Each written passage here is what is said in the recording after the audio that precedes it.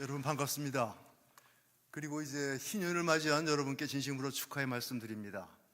이렇게 희년을 시작하는 새벽에 저희를 불러주시고 함께 예배드릴 수 있는 귀한 축복을 허락하여 주셔서 더욱 감사드립니다. 정말 희년이라고 하면 여러분 아시는 바와 같이 하나님께서 우리에게 주신 모든 축복들, 물질적인 재물이나 인간관계나 그런 축복만이 아니라 영적인 축복까지도 하나님께서 회복시켜 주시겠다고 약속하신 그러한 기간입니다. 이 기간 동안에 여러분께서 정말 하나님께서 예비하신 모든 축복들을 완전히 회복되어지고 또 누리고 풍성하게 정말 남과 나누는 그런 시간이 되어지길 간절히 바랍니다. 그 중에서 특별히 하나님께서 우리에게 주신 가장 귀한 선물인 말씀의 축복이, 그리고 말씀의 능력이 여러분과 함께 하시기를 간절히 축원합니다. 우리 하나님은 복을 주기를 좋아하시는 분이시죠.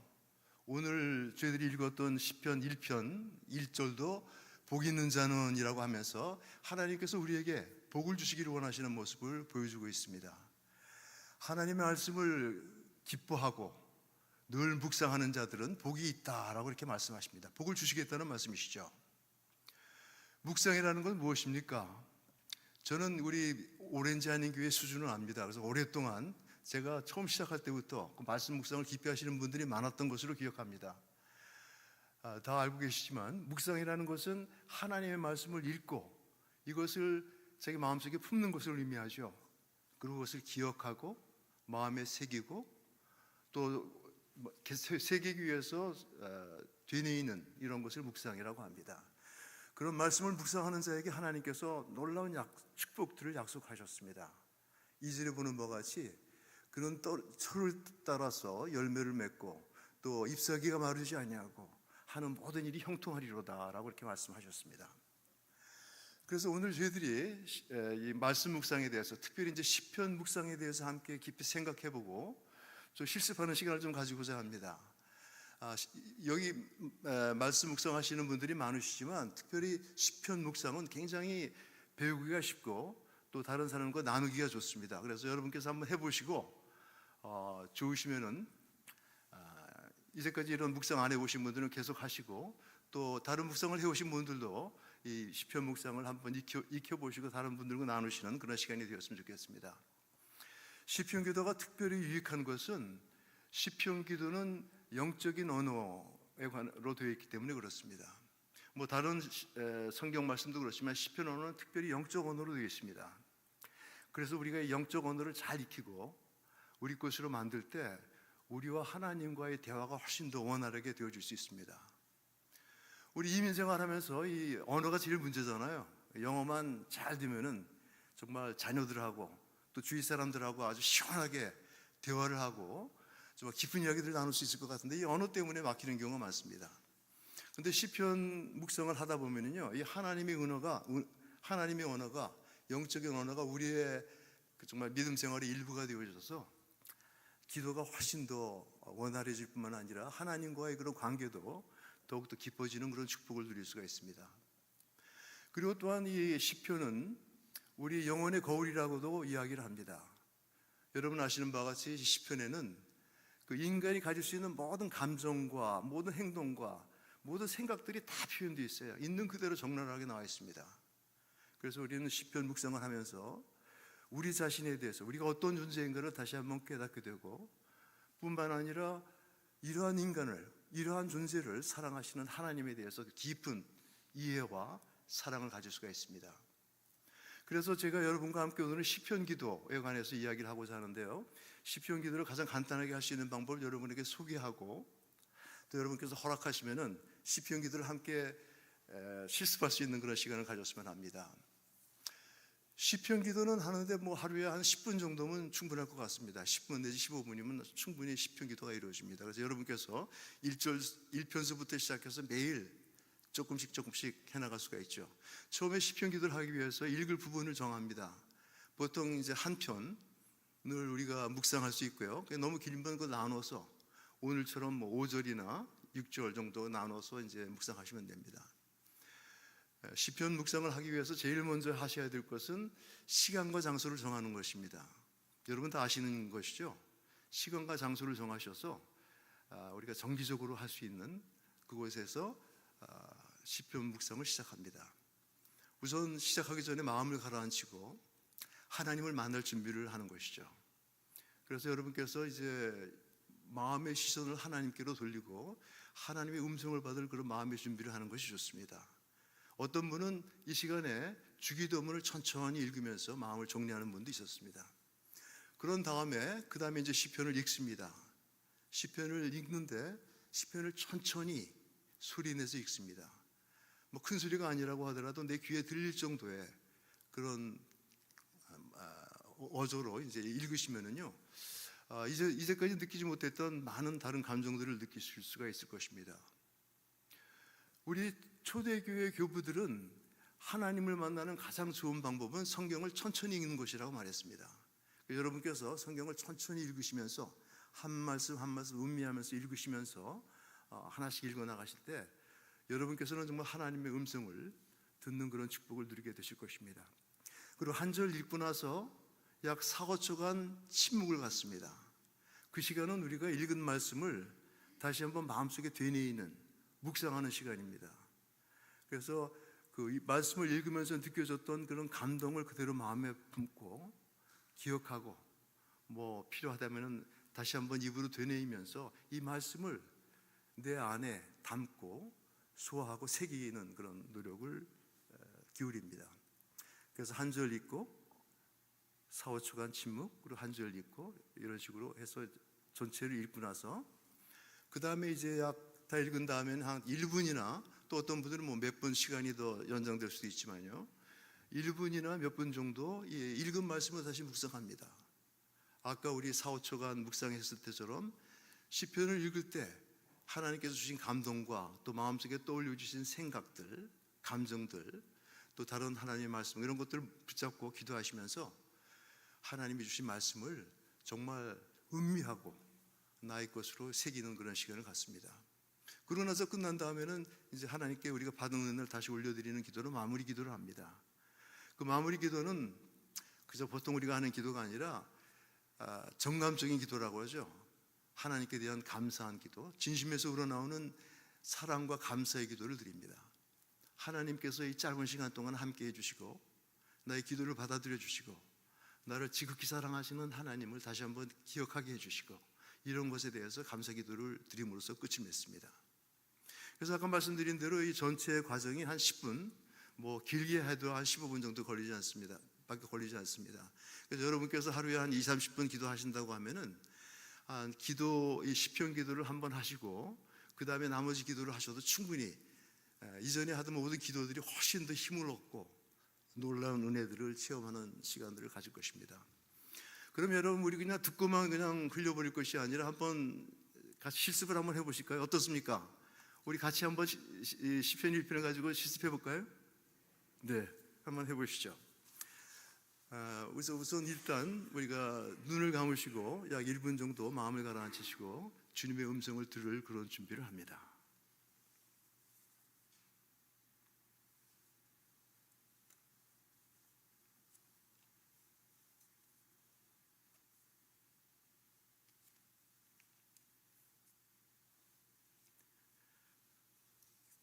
이제 하나님 말씀을 읽습니다. 여러분 뭐 눈을 감으시고 그대로 들으셔도 되고요, 아니면은 저와 함께 천천히 읽어 나가셔도 됩니다. 한 절 읽고 약 4, 5초간 침묵을 갖겠습니다. 침묵을 가질 때 5초가 얼마 정도 걸리냐면 손으로 처음에는 좀 익숙해지기 전에는 우리가 손으로 이렇게 헤아리셔도 되고요, 아니면 호흡을 하실 때 길게 숨을 들어 마시고 쉬면은 한 5분 정도 걸립니다. 한 5초 정도 걸립니다. 그렇게 시간을 가늠하셔도 되겠습니다. 말씀을 읽습니다. 복 있는 사람은 악인들의 꾀를 따르지 아니하며 죄인들의 길에 서지 아니하며 오만한 자들의 자리에 앉지 아니하고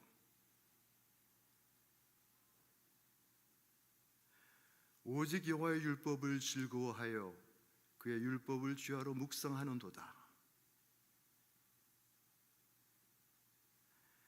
그는 시냇가에 심은 나무가 철을 따라 열매를 맺으며 그 잎사귀가 마르지 아니함 같으니 그가 하는 모든 일이 다 형통하리로다.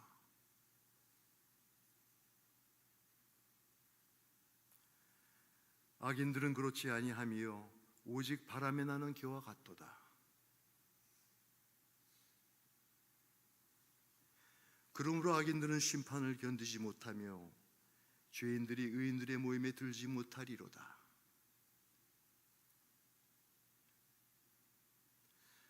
무릇 의인들의 길은 여호와께서 인정하시나 악인들의 길은 망하리로다.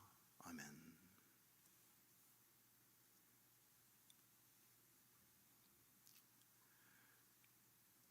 우리 이제 약 1분간 읽은 말씀을 다시 한번 마음속에서 굴리면서 묵상하는 시간 가지시겠습니다.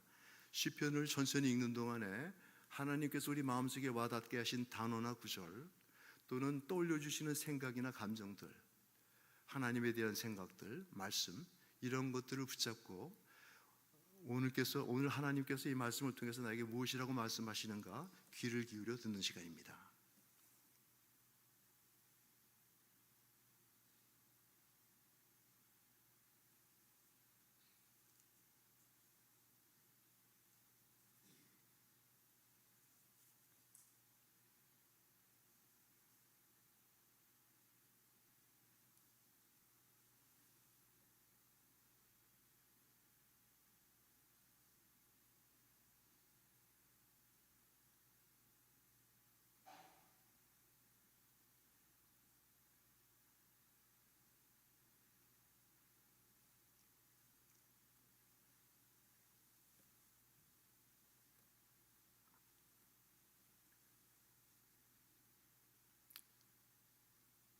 하나님 아버지 감사합니다. 오늘 이 시간에 저희와 함께 해주시고 저희 마음과 저희 기도를 주님께서 받아주시고 또 말씀을 통해서 하나님의 그 사랑과 하나님의 기쁘신 뜻을 묵상하며 하나님께 나아갈 수 있는 기회를 허락하여 주심을 감사합니다. 저희가 살아 생전에 주님께서 명하신 이 말씀을 준행하길 원하며 주님께서 원하시는 그런 복 있는 자, 말씀을 묵상하는 자, 그리하여 정말 철따라 열매를 맺고 잎사귀가 마르지 아니하며 하는 모든 일이 형통한 그러한 축복된 하나님의 백성이 될 수 있도록 축복하여 주시옵소서. 감사드리며 주 예수 그리스도 이름으로 기도합니다. 아멘.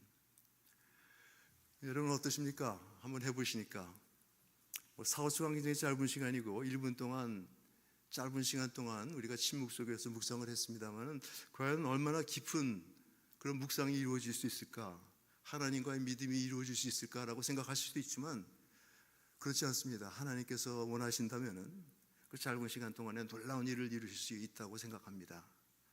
그리고 우선 이러한 침묵 시간은요, 우리의 마음을 열고 하나님과 말씀께 우리의 자리를 내어드리는 자리입니다.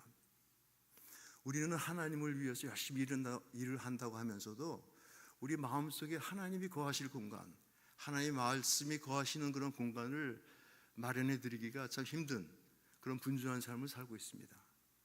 그래서 우리가 굉장히 정말 사소한 것 같지만 매일매일 우리가 이렇게 마음을 열고 몇 초씩, 몇 분씩 우리 마음을 하나님께 열어드릴 때 우리 하나님께서는 분명히 우리 마음속에 들어오셔서 하나님께서 원하시는 일들을 시작하실 것입니다. 이것을 그저 우리의 문을 열고서 하나님께 공간을 마련해 드리는 것이라고 생각하시면 좋겠습니다. 여러분 누가복음 2장에 보면은 예수님께서 베들레헴 마리아와 요셉이 베들레헴을 방문했을 때 그때 그 베들레헴 사람들은 다 하나님을 믿고 메시아를 기다리는 사람들이었지만 너무나 분주한 일 때문에 너무나 이 삶에 바빠서 예수님이 거하실 공간을 마련해 두지 못했습니다. 우리가 분주한 시간 동안에도 우리 마음을 열고 우리 하나님이 거하실 공간, 말씀이 거하실 공간을 마련해 드린다고 하면은 하나님께서는 분명히 들어오셔서 하나님이 하시는 일들을 시작하실 것입니다. 하나님의 말씀이 우리 안에 차곡차곡 쌓여질 때 우리의 묵상을 통해서 그 하나님의 말씀이 우리의 존재를 채우기 시작할 때 하나님께서는 놀라운 일을 행하실 것입니다. 단순히 지식이 아니라 우리의 마음을 채우고 우리의 의지를 채우고 정말 하나님의 뜻이, 하나님의 사랑이 우리를 통해서 많은 사람들에게 전달되는 그런 축복이 여러분의 있기를 축원합니다. 이 시편 기도는 아까 말씀드렸듯이 쉽기 때문에 누구나 한번 좀 시도해 보길 원하고요. 우리 오렌지 교회에서 이걸 좀 자주 활용했으면 좋겠습니다. 제가 끝나기 전에 간단하게 제 최근의 경험을 함께 나누고자 합니다. 제가 약 5, 6개월 전에 그 중가주에 있는 교도소를 방문했습니다. 거기에 우리 친구가 그 채플린으로 있기 때문에 1년에 한 번씩 가서 거기서 이제 사역을 하거든요. 세미나도 하고 그러는데 이번에는 기도 세미나를 했습니다. 그래서 이제 용서의 기도와 또 복음서를 통해서 주님과 동행하는 그런 기도, 그리고 시편 기도를 했습니다. 여러분이 여러분과 함께 했던 것 같은 똑같은 그런 실습을 했어요. 시편 1편을 함께 읽고 천천히 읽고 시간을 갖고 묵상을 하고 하나님께 기도드리고 끝난 다음에 우리가 거기 참석한 사람들에게 기도하는 동안에 느꼈던 점들을 일어나서 한번 얘기를 해보라고 했습니다. 그랬더니 그 중에서 계지 나이가 지긋한 아주 굉장히 카리스마틱해 보이는 한 분이 일어나시더니 이렇게 얘기를 하신 거예요. 이렇게 제가 한 것처럼 성경을 들고서 짚어가면서 오늘 말씀해 보니까 복이 있는 자는 악인의 꾀를 좇지 않고 죄인의 길에 서지 아니하고 교만한 자리에 앉지 아니하고 오직 여호와의 말씀을 즐거워하고 그 말씀을 주야로 묵상하는 자로다라고 얘기를 했는데, 이 말씀을 읽으면서 생각해 보니까 자기는 전혀 그렇지 않았다는 거예요. 자기는 전혀 그 반대를 했다는 겁니다. 그래서 악한 사람들, 그 사람 표현에 의하면 bad guys들의 이야기를 듣고 또 정말 죄의 길에 서서 떠날 생각을 안 하고 나중에는 이제 교만한 자리에 앉아 있다 보니까 내가 지금 여기에 와 있다는 사실을 깨달았습니다라고 이렇게 얘기를 하는 거예요. 그때 그 얘기를 들으면서 이제 제가 다른 사람들의 표정을 보니까 너무나 다들 공감하는 표정이었습니다. 근데 사실 이것은 꼭 그 교도소 안에 있는 사람들만이 아니지 않습니까? 교도소 밖에 있는 사람들도 이 이야기를 들으면 공감하는 부분이 많을 거예요. 우리는 우리나라 사람들의 그런 감옥에 살고 있습니다. 눈에 보이지 않지만 정말 자아의 그런 감옥, 자존심, 용서하지 못하는 마음, 화해하지 못하는 마음, 여러 가지 그러한 자기가 만든 그런 감옥에 갇혀서 지내는 사람들이 많이 있죠. 그런 사람에 대해서 예레미야서 17장, 어떻게 보면 시편 1편과 똑같은 내용이라고 할 수 있습니다. 거기도 여호와를 의지하는 자는 복을 받을 것이라, 철을 따라 열매를 맺으며 시냇가에 심은 나무가 열매를 맺듯이 그렇게 철을 따라 열매를 맺을 것이며 잎사귀가 푸르르고 하는 모든 일이 형통하리로다 라고 말한 다음에, 그렇지 않은 자들, 사람을 의지하고 사람의 힘을 의지하고 또 마음이 여호와에게서 떠난 사람들은 그렇지 않을 것이라 라고 얘기를 하면서, 그는 마치 사막의 떨기나무 같아서 좋은 일이 오는 것을 보지 못하고, 그러니까 희망이 없다는 겁니다.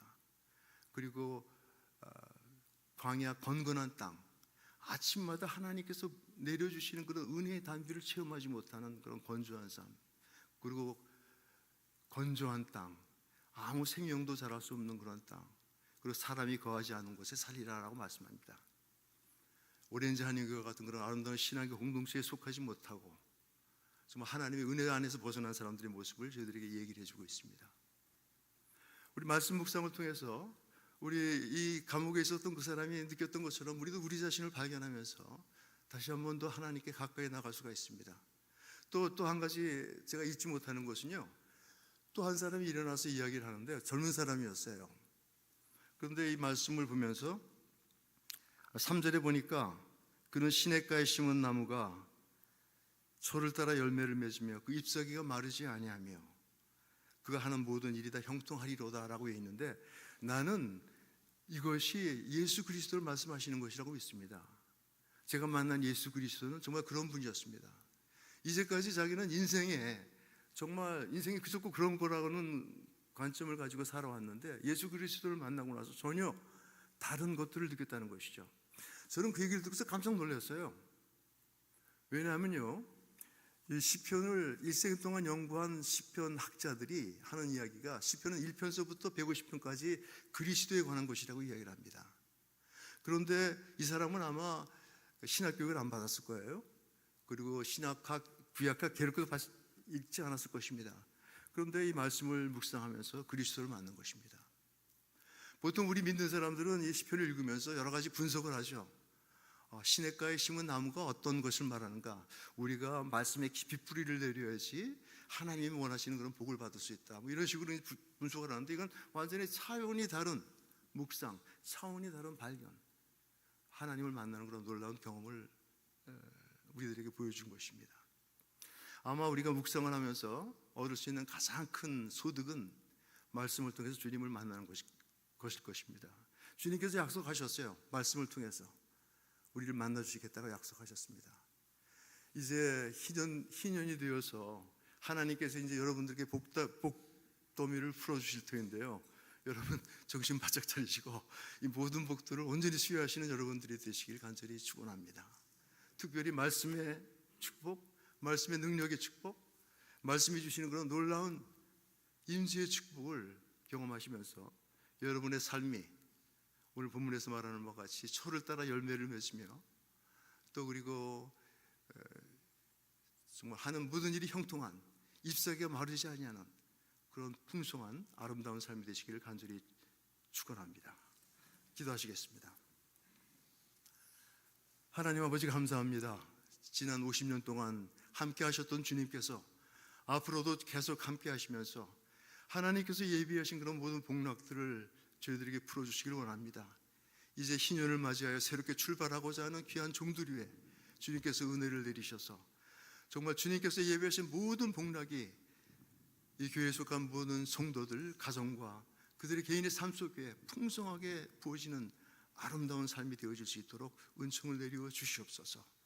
매일매일 말씀을 통해서, 말씀 묵상을 통해서 영혼이 새로워지게 하시고 하나님이 내려주시는 그 은혜의 단비와 은혜의 축복을 머금고 정말 힘차게 살아가는 아름다운 열매를 맺고 살아가는 귀한 삶들이 될 수 있도록 축복하여 주시길 바라오며 주 예수 그리스도의 이름으로 기도합니다.